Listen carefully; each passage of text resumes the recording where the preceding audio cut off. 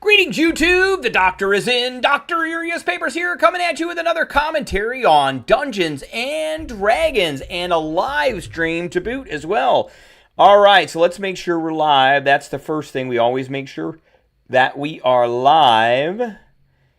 And then maybe we'll get a commercial. Alright, looks like we're live. Oh, we got a YouTube survey. Yep, okay, we're live. All right, so let me get some housekeeping stuff done, and then we're going to go through what I have kind of gotten accomplished. I've been super busy at work, and super busy, like super gigantic, massive busy. And, you know, life just happens. That's just the way it is, and sometimes we have to deal with it, and, you know, this is a hobby. And unfortunately, this has to take the back seat to when I actually get to do it. Between family and life and all of that, we don't get to do everything that we want all the time. Unfortunately. All right, so let me see here. Subscription. There it is. Okay. Let me itch my nose here.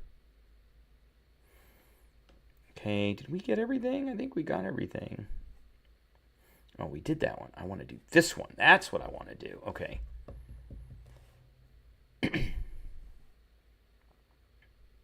That's not what I want. What is that? That's not what I want at all. That's what I want right there. Okay. All right. I think we got it now. I think we got it. Okay, let me get back to the original channel here. So I've got my iPad over here, and I kind of look at what's going on to, you know, to make sure that that we're live and everything's running smoothly. I go to the iPad. Okay.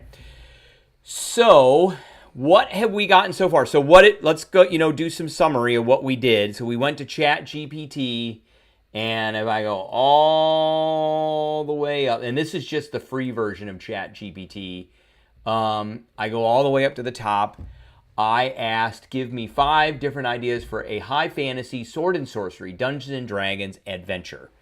And then it gave me the 5 choices of the Shattered Sigil of Vorthun, the Ember Throne, the Crimson Labyrinth of Hal-Khazur, the Moon Eater's Price, and the Witch Queen of Gloamspire. And I chose the Crimson Labyrinth of Hal-Khazur. So we went through that, and you know, I asked it a whole bunch of extra questions, and we ended up down here going through the first chamber, and it's got some mechanics. So I started, one, we made an image. I've got a bunch of images in here. Ooh, there's something new here. There's something new with this. Every time I come in here, something new. Every time I come in here. So here, yeah, I made a little movie. That's pretty cool. That's pretty cool. And then we used this image right here for the cover. And I've got my Inkarnate opened if we want to make a map. And I started putting this into a Word document. So here's the Word document here. And the Crimson Labyrinth of Hal-Khazur. And I have a subtitle on here called Save the World and Gain the Glory. Now, if any of you can think of a better subtitle, you know, put it in the chat. And we'll take it under advisement. Oh, man, this is really loud. We'll take it under advisement, and we'll look at it. And so this is a 6-hour epic Dungeons and Dragons 5th edition adventure optimized for 9th level player characters. Dr. Urias Papers, that's me, is the author. So I have like a template that I use for writing adventures. I am going to also write this for Shadowdark in addition to 5th edition. Just because I like Shadowdark a lot, and I think it'd be pretty cool. So, designer, me, Editor, me. Art director, me. And I am using AI art, which is fine. Graphic designer is me. Cover illustrator is me. Interior illustrator is me. Special thanks. We haven't done any playtesting or special thanks yet. So on the cover, here is the cover we came up with. It's this dude standing in front of the entrance to the Crimson Labyrinth of Hal-Khazur, which is out in the middle of this desert. This awesome picture was generated by with a I just say proprietary because it's my prompt. It is a picture generated with artificial intelligence programming, blah, blah, blah. And I always put notes from the designer, me. So thank you so much for purchasing this adventure. I'm going to make this bigger here. Let's zoom in. There we go. So I can read it. So thank you so much for purchasing this adventure. If you have any questions, feedback, or suggestions for work that I have authored, please contact me at blah, blah, blah, blah, blah, blah. There's my email and my Twitter account. If you enjoyed this venture, I would be thrilled for you to share about it on social media or leave a review on the product page so others can hear about it. And I've got a couple of things that are on Dungeon Masters Guild.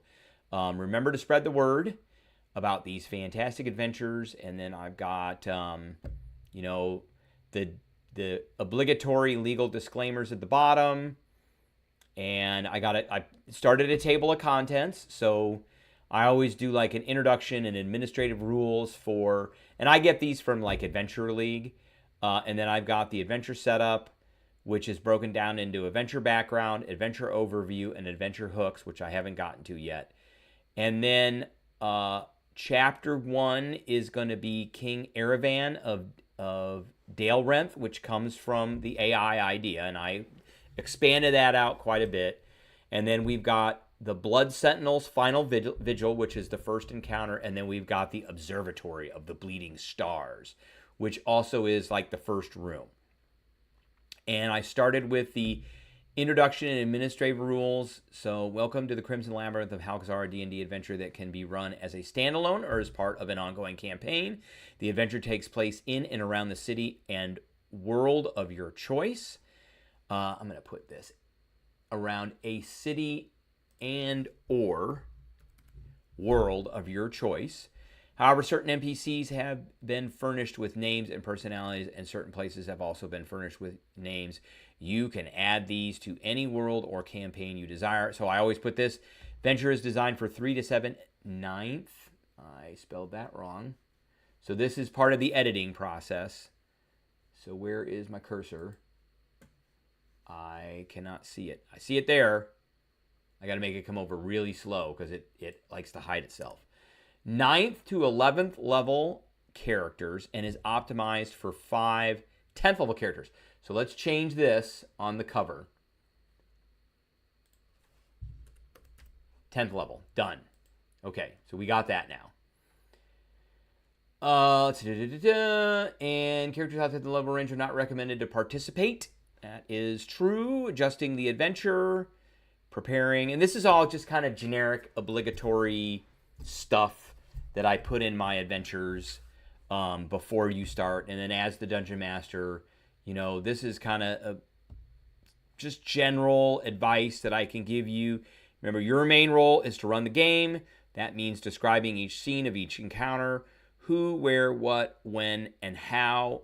That's there, describing and playing each NPC as the personality you think they should possess. More importantly, you facilitate a fun environment for yourself and players. Isn't that the reason we're playing? It is the reason we're playing role-playing games in the first place. And you make the decision. So as the DM, you are also a judge. I got that from Gary Gygax himself.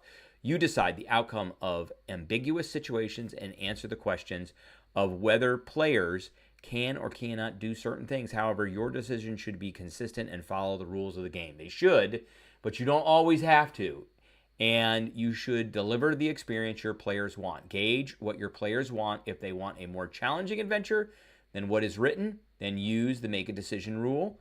Adjust the encounters to make them more challenging. If you have less experienced players, you may want to give them, or you may want to provide a less challenging environment.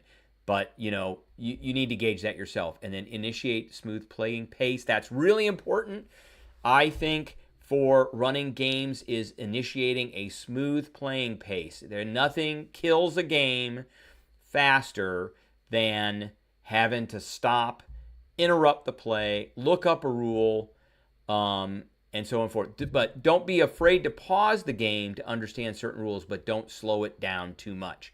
You want to keep the story going. I always kind of prod my players quite a bit so that they can move along. And that's a skill I don't think every dungeon master has, but it is a skill that as a judge and a dungeon master, you should pick up for running games, getting them to move along, getting them to be smooth. I don't like my players being stuck someplace too long.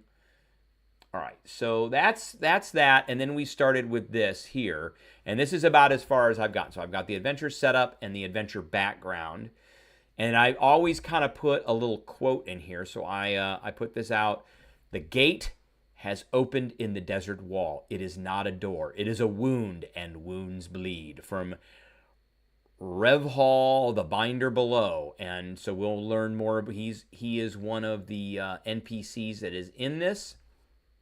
So, thousands of years ago, Hal-Khazur existed as a decadent city in the center of a vast desert, but strategically placed around an important oasis lake, which matched its name. And that's, again, why we do editing. Hal-Khazur was ruled by an evil and determined sorcerer king named Maelrith, the Red Architect. Maelrith believed that only the strong, magically, mentally, and physically deserved, let's put a comma there, only the strong deserved to exist, and that all others were to be subjugated to his will. Maelrith also foresaw a devastating apocalypse that would wipe out most of his world. He was intent on surviving and shaping his world in his image of only the fittest, the ruler and the ruled. In order to preserve his legacy, Maelrith transformed Hal-Khazur into a sentient, shifting labyrinth. Oh, we got a, we got a Summoner War. Okay, we got a commercial that popped up on my iPad over here. So, so that's about as far as I have gotten with transferring over the,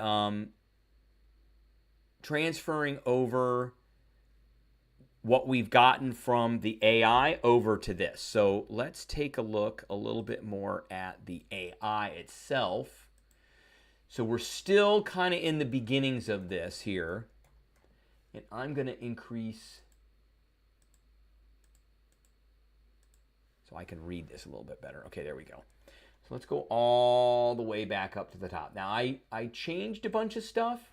So we chose the Crimson Labyrinth of Hal-Khazur, swordplay, arcane traps, brutal arena combat. The lost city of Hal-Khazur reemerged from the sands, its streets reformed into a shifting magical labyrinth designed by a mad archmage, which we now know as Maelrith. Inside, warriors and spellcasters from across the world are drawn by the promise of a single prize. We changed that quite a bit. The Ruby Crown is still there, and it does somewhat have control over death.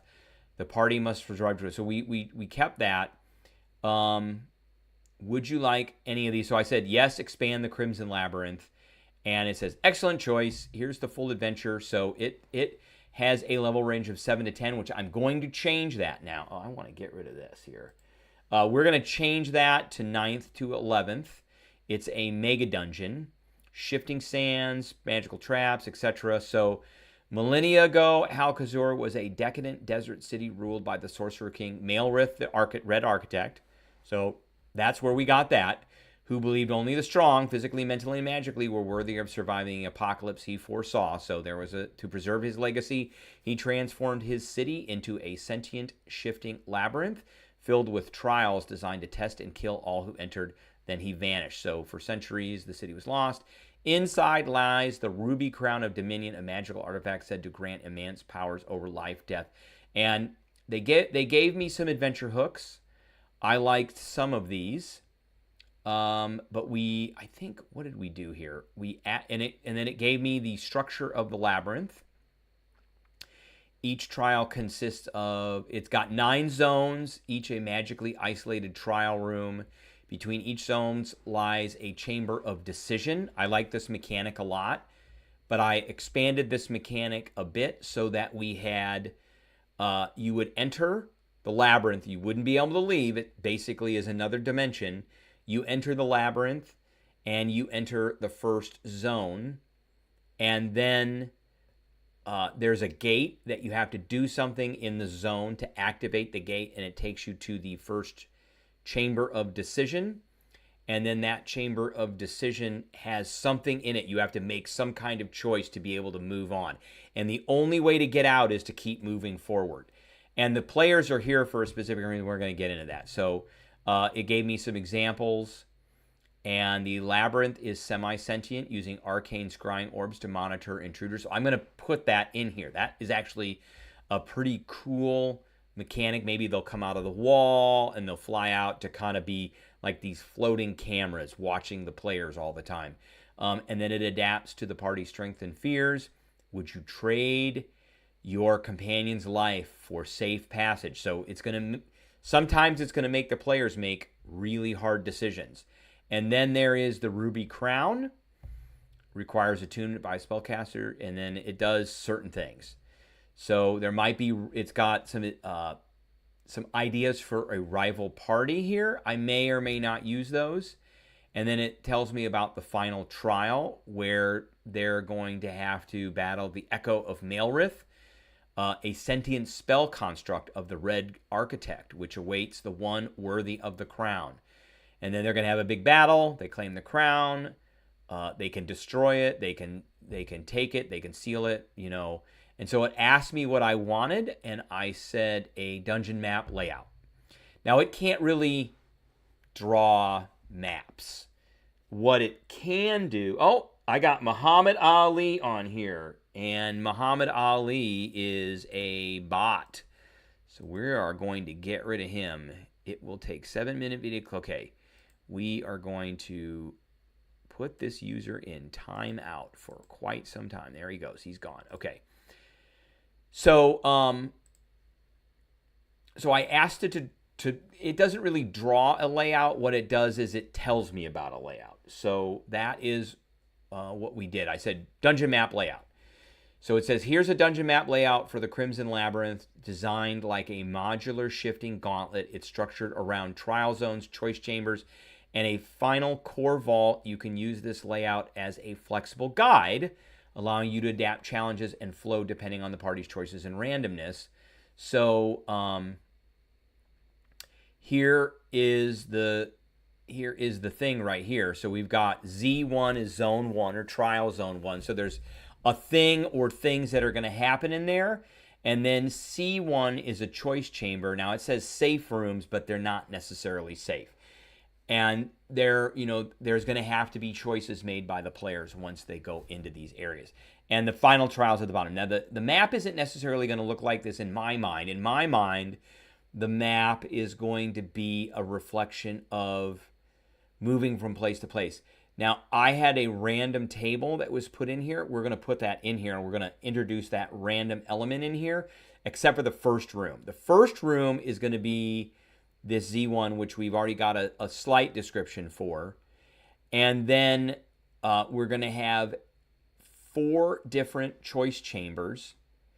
And I think I'm going to actually, we'll have 4, and then we'll roll like a D4 to see which one the players go into. And then when they leave the choice chamber, we're going to have, looks like 8, maybe 8 other zones. And we'll roll a die to see which one they go in. And so every time somebody comes into this, it's going to be random. All right. And what I might do with these is I might actually make more. So maybe there's 8 choice chambers, and you only roll a D4 or a D8. But there's only going to be 4 of them. So the players won't ever see all of them. And maybe there's going to be 16 zones, and you'll roll a D8, but there will only ever be 8. And so you will only see about half of the ones that are there. And maybe they repeat themselves. That's another thing. So they're going to randomly go someplace and end up in the same place.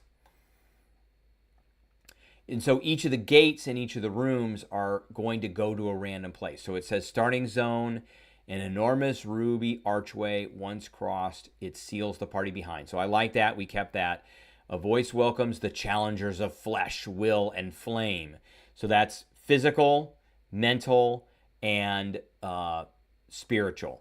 And no returning. So, and you can't communicate out because you're on another plane. So you can only communicate with things on that plane. And it's a bunch of like connected demi-planes. And then it goes through some of the zones here. I didn't really want to use these. I think I asked it for something specific. And it gives us the final trial, the Echo of Malrith. I like that a lot. It gives us some optional secret rooms. I may use these. And then, would you like a visual image? I asked it for a visual image, but it really has a hard time drawing these. So I'm going to probably end up just making these ourselves. So instead of doing that, I just said, give me a dynamic version that reshuffles itself like a random dungeon generator. So it says, here's a dynamic version of the Crimson Labyrinth. How it works. The dungeon is split into trial zones and choice chambers, so we already talked about that. After each trial zone, the players reach a choice chamber that gives them 2 to 3 paths forward. The labyrinth shifts between visits, so no 2 runs are the same. Use a D8. Now, this gives me a choice of 8 zones called the Garden of Blades, the Hall of Mirrored Mind, the Trial of the False King, Pillars of Fire, the Bridge of Bones, Arena of Endless Echo, the Twisting Gallery, and the Vault of Bleeding Stone. I like these, but I want to have 16 of them. And then I want to be able to just roll at random to get a number. So maybe we roll 2d8 or something like that to get one.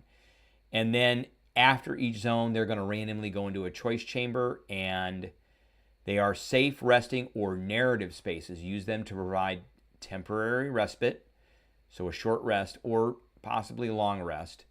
Maybe. That's a maybe. I like to poke and prod my players while they're, and I like them to know that there is danger if they are taking a long rest.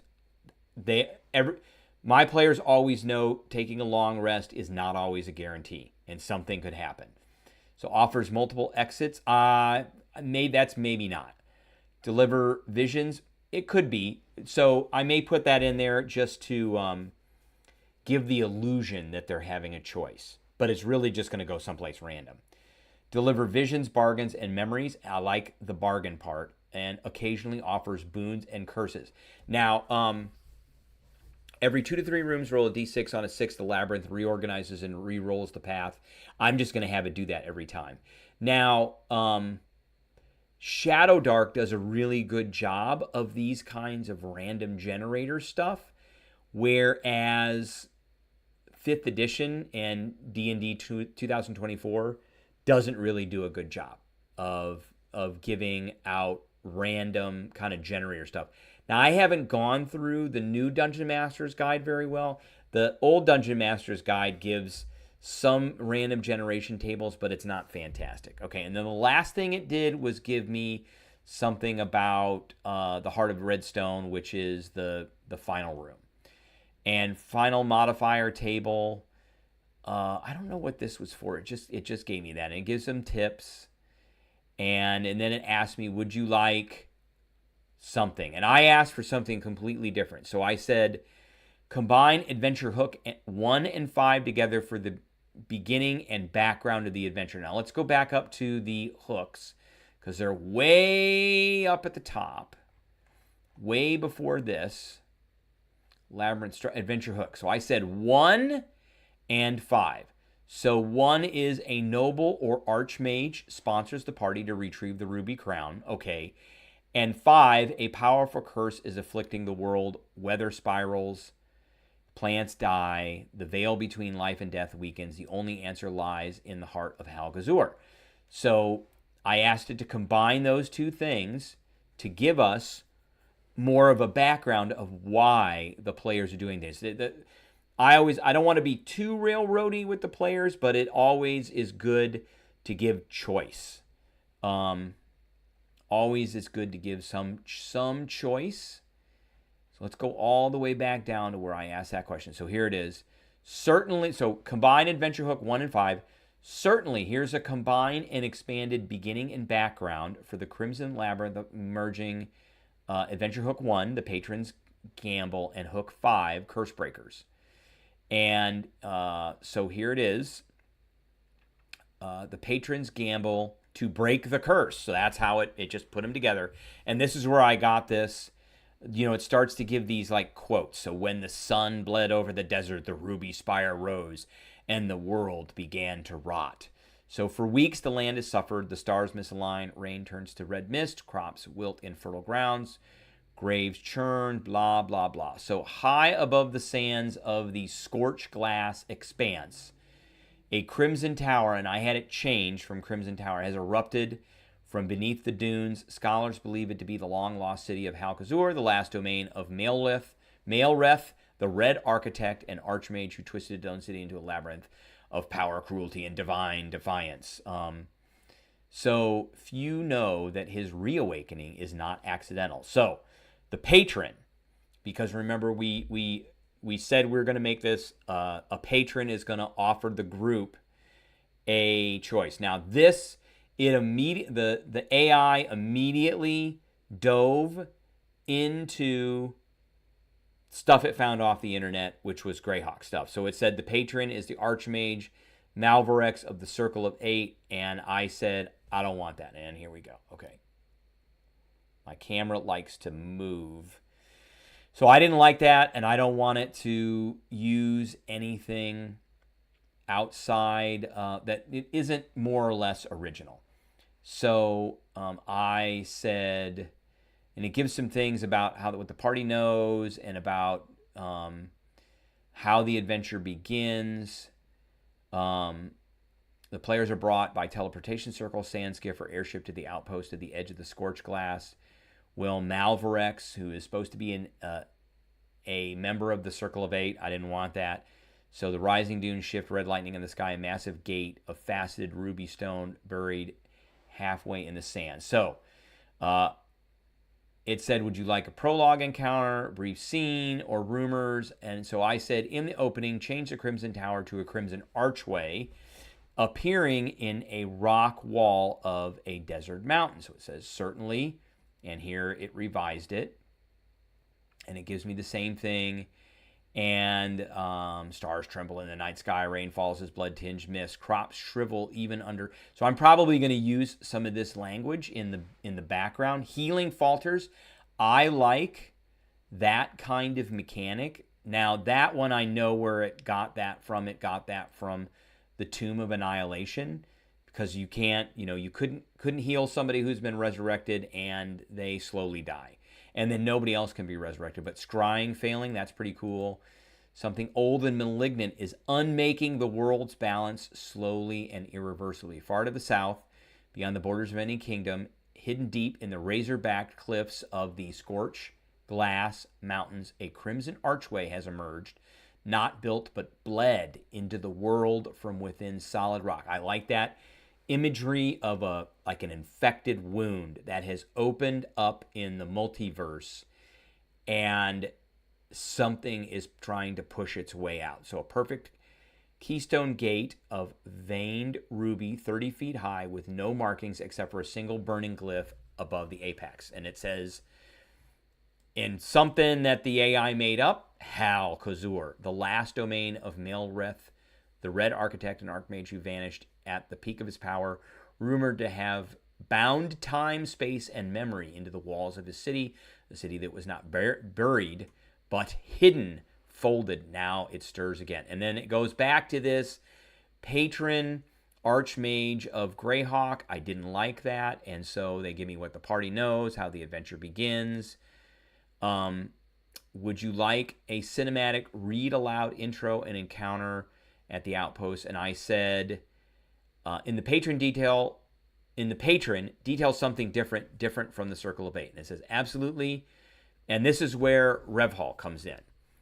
And I went and Googled that, and I couldn't find it anywhere, so the AI just made this up completely. And it's called Revhall, the Binder Below. So your employer is not a famous archmage from the Towers of Greyhawk, not anymore. He is known as Revhall, a veiled figure who appears months ago in the forbidden archives of the University of Rel Astra. Now, that again is in Greyhawk. It's still going back to that. So I wanted it.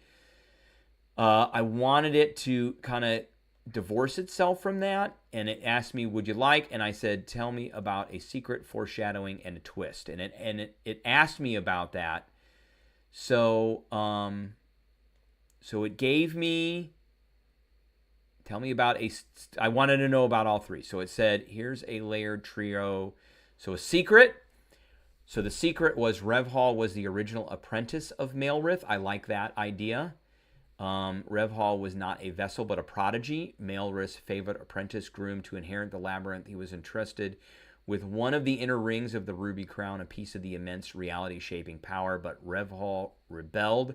He saw what Maelrith was becoming, no longer a mage, but a living equation obsessed with creating a throne that could not just rule, but will all of sentient minds. Revhall tried to destroy the labyrinth from within and failed.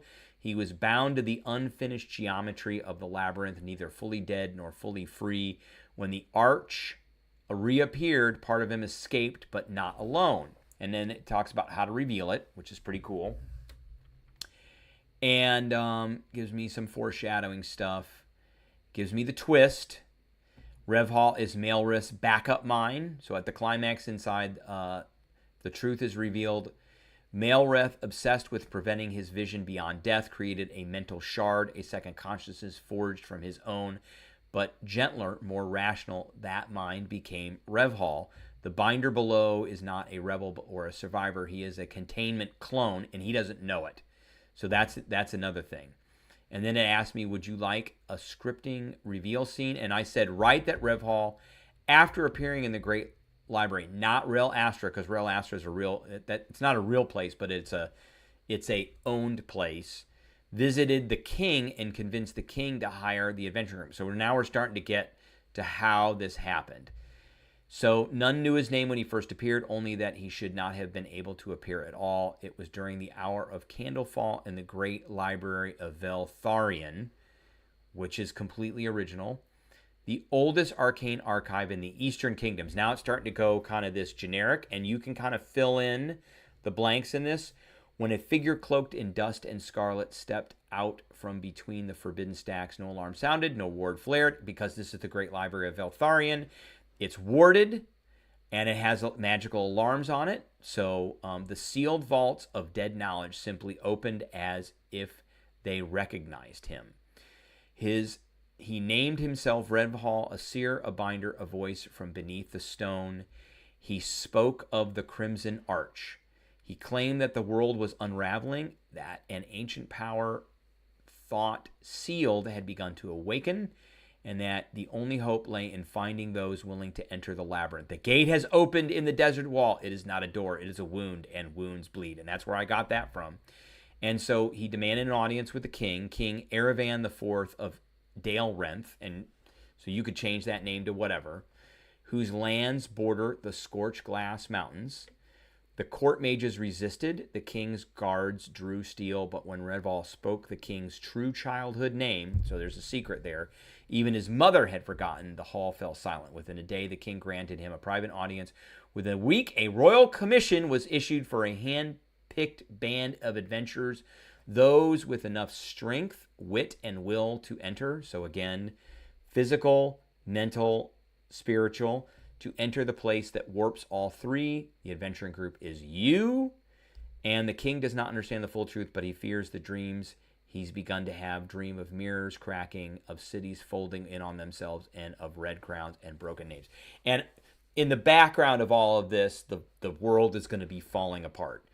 So healing is going to be failing. Scrying is going to be failing.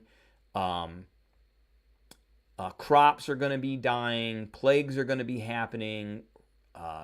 Red rain is going to be falling. Disease is going to be spreading, all that stuff. So this is what you are not told everything. You are told There's a crimson arch. It's appeared in the desert mountain wall, in the scorched glass deserts. Those who enter have not returned. And I don't think I'm going to put that in there. I think I'm going to take that part out. The land is sickening and magic is breaking. That we're going to leave in. And Rev Hall believes the source lies within the crimson labyrinth of Hal-Khazur.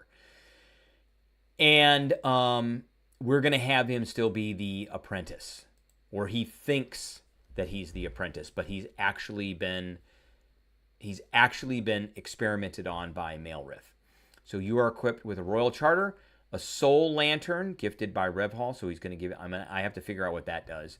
Magical tokens to anchor your minds if reality begins to fray. So that's going to happen at some point. A promise of riches, lands, and titles should you succeed from the king, because you're basically going to save the kingdom. Unspoken but understood. If you fail, there may be no world left. Okay. So would you like a version of this as a dramatic role play?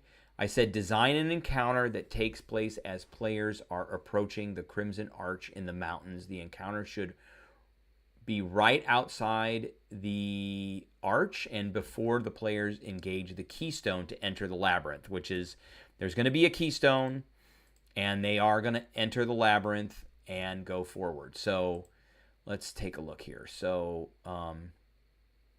here's a tense atmospheric encounter designed for just outside.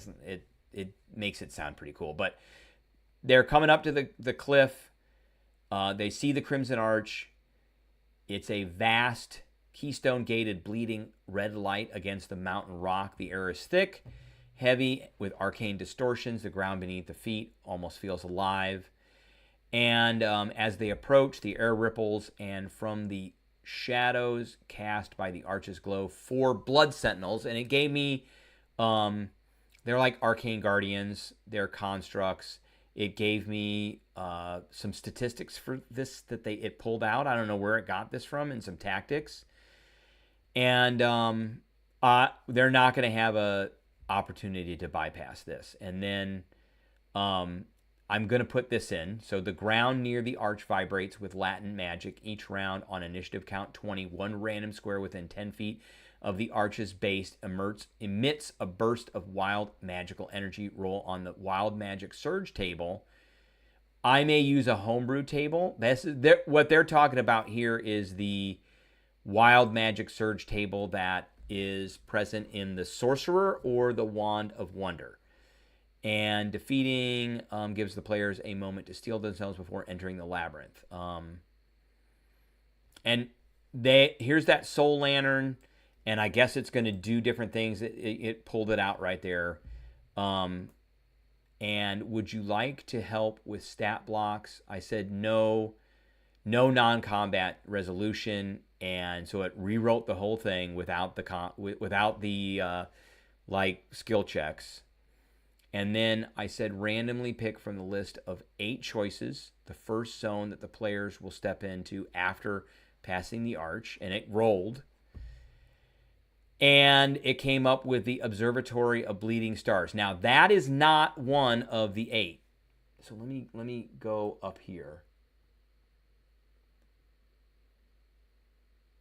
So that is not one of these. Vault of Bleeding Stone, Twisting Gallery, Arena of Echa. It's not one of these. So I asked it to pick one of these, and it didn't really pick one of these. It just made something up. So the AI is not perfect. It is not perfect by any stretch of the means, but it did pick something pretty cool. So this is like an observatory. Gave me a quick description. And there's an immense dome chamber. Rivulets of glowing red light are through it. Write a short narration first and then describe the enemies tied to the void that attack the players. I put add a twist. I misspelled that. It should have been add a twist. Okay, so absolutely. And the Observatory of Bleeding Stars. Here is like some box text. Spawn of the Void Siphon. As the players orient, several of the bleeding stars above flare violently. And they are lumen husks. So it's something it made up. And I don't, it's pulling this stuff out from somewhere.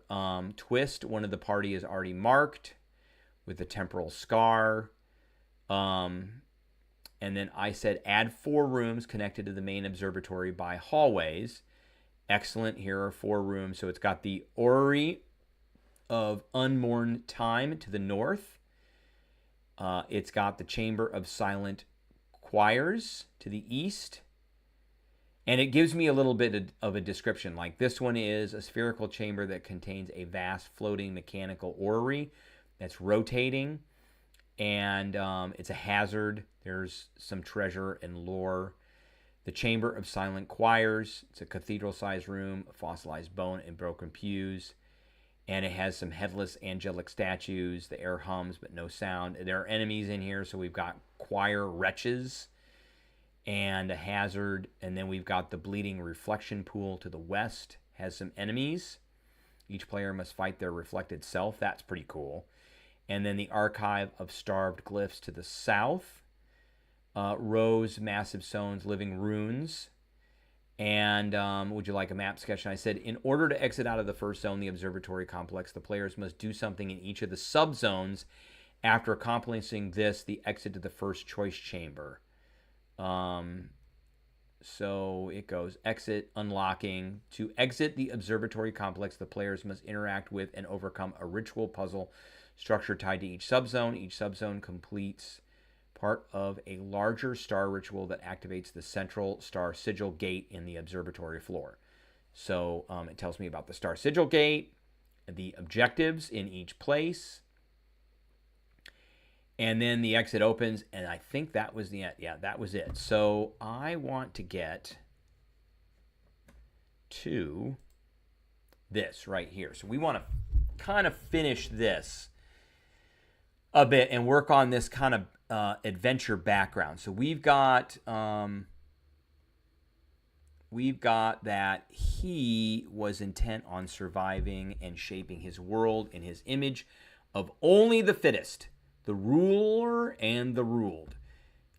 So he's worried about a couple of things. He is a megalomaniac, thinks he is the best, and he only wants those around him. He wants to kind of rewrite reality in his image. So he's a little bit off mentally and magically, mentally, physically. And that's the wit, will, and physicality.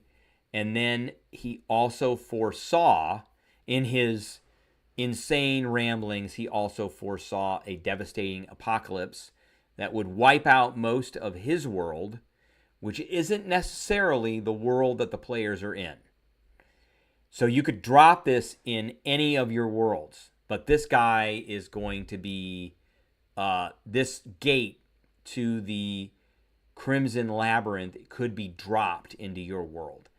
And so he was intent on surviving and shaping his world in his image of only the fittest, the ruler and the ruled. So in order to preserve his legacy, because he knew his world was just was going to be, and I haven't decided.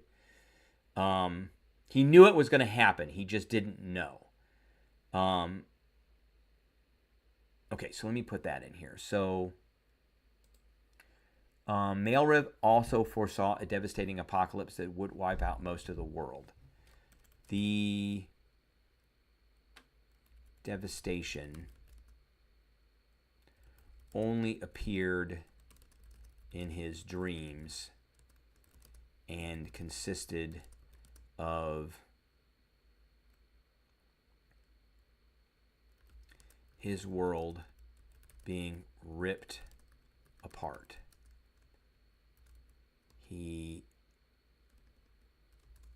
Maelrith, did not know why or how. He only knew that his time and his world's time was limited. Okay.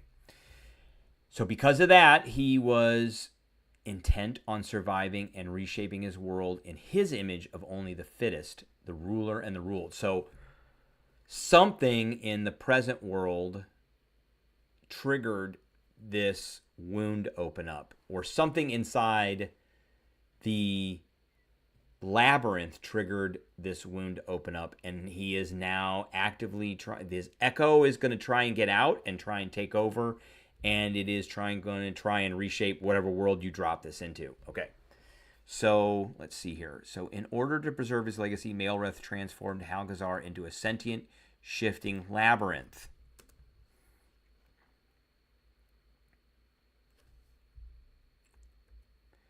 In order to preserve his legacy, Malrith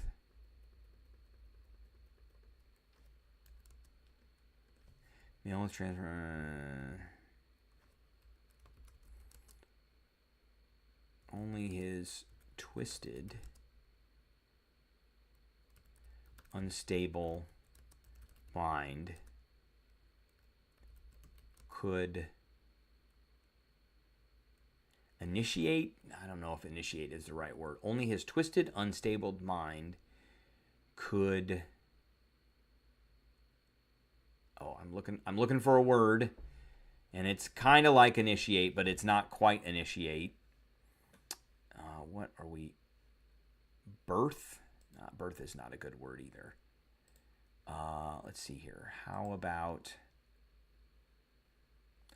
only his twisted, unstable mind could. I'm looking for the perfect word. This is the problem with writing, is sometimes you get stuck. Let's ask ChatGPT. Let's go to a new chat. Give me words that mean birth. Delivery, childbirth, labor, nativity, birthing, genesis, emergence, unveiling, inception, creation, formation, origin, unfold, sprouting, manifest, create, maybe create.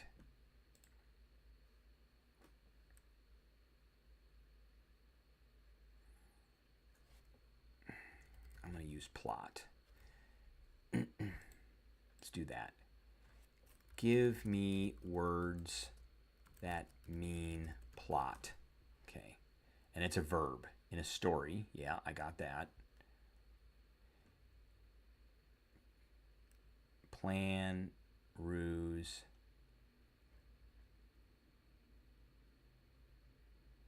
conspiracy, scheme, machination, intrigue, plan, stratagem, ruse, cabal. Treat it as a verb. Let's do that.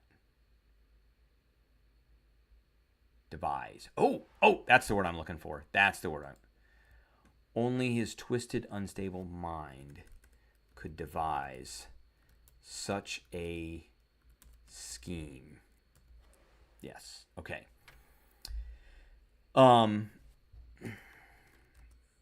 The labyrinth. Okay, the labyrinth. I have my cursor here. I gotta keep finding it. All right, there it is. Oh, we got another commercial here. All right, so the magical construct that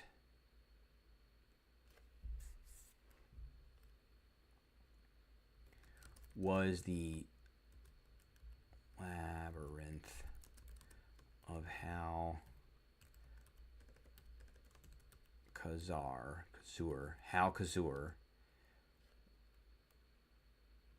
was shifted from his soon to be dying world and splintered into a mass of randomly, I'm going to use the word shift, so randomly, give me, this is another thing I like using ChatGPT for. Give me words for shift, so I don't have to use the same word twice. Randomly shuffle. Okay.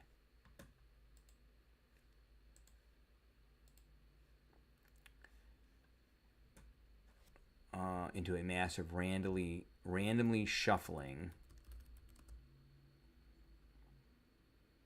from his soon-to-be dying world and splintered into a mass of randomly shuffling chambers.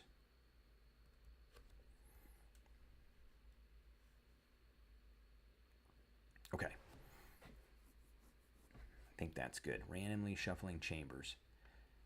And so now I got to think of, why would he want to create a like dungeon complex for adventurers to come in? All right, in order to preserve his legacy, why did it? Here's one thing I hate about Word, is it underlines things. I guess I'll go back to that. So let's see. In order to preserve his legacy, Labyrinth transformed Hal-Khazur into a sentient and shifting labyrinth. Only his twisted, unstable mind could divine such a scheme. The magical construct that was the Labyrinth of Hal was shifted from his soon-to-be dying world and splintered into a mass of randomly shuffling chambers. Now, he's got to have a reason, and I can usually think of the reason to bring in, and I don't want to Bogart off of the Tomb of Annihilation, but the reason that Acererak builds dungeons to bring adventurers in is because he wants their souls. And the souls power his massive device. So maybe he doesn't want adventurers' souls, but maybe he does want to feed off of their physical structure, their will, and their wit. Okay.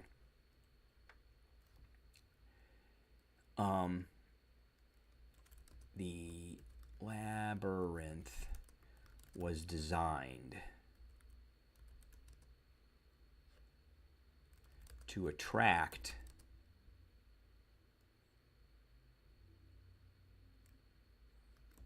adventuring seekers to challenge the many secrets within.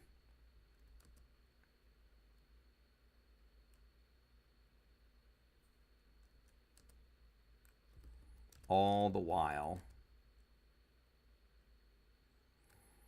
So it's going to suck off this energy, but I want a different word for suck. Give me words for suck. Okay, see what it says here. Inhale, slurp, siphon. That is the word I'm looking for. Siphoning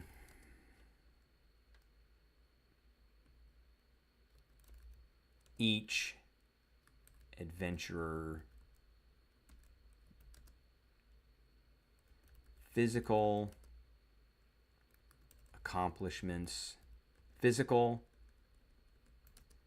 mental, and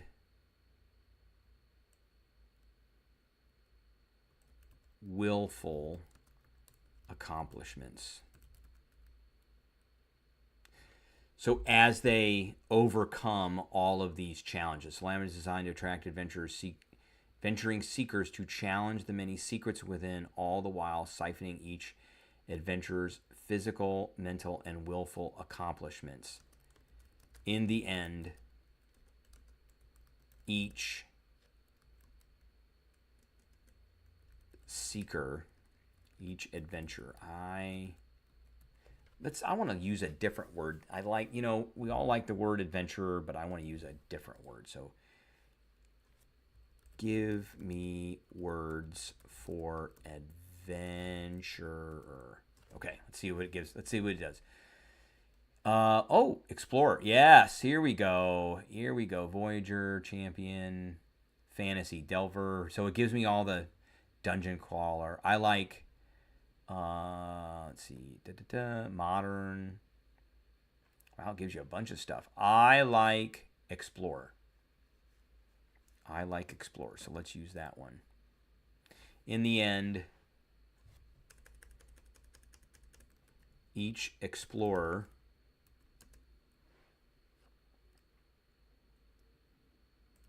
is fed to the echo of Labyrinth,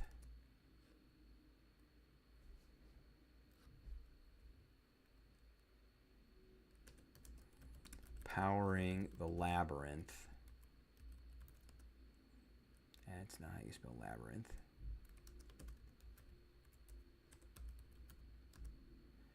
See, powering the Labyrinth and eventually freeing